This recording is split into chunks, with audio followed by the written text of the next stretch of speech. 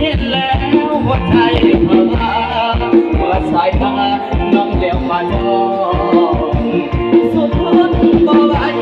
จำตัดสินใจไปนำใจน้องขอพรประทานที่โคตองไม่บอกทางน้องอายหาเจ้าเพียงได้พบเธอเก็บใจและเด็กคนทำสาวขมวดผิวคงตาดำงามคำจังงามเลิศเลย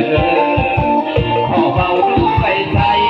น้องดูดอกไม้นั้นใจเสมอ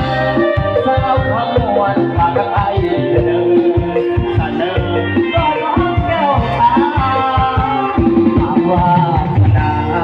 คุณนำพาของไอมีพอสาวขมวดพากันไอน้องจะพาแม่พ่อไปขอผ่านดาสมดังคาดไว้ใจเราเป็นไทยแค่เมืองสบายคงสุขใจไอ้ปรารถนาใจน้องแก้วตาเมื่อแน่เพียงบ่พอได้เป็นเคยที่ต้องทำเอาทำงานเป็นเรื่องไทยแข่งขบวนก็ได้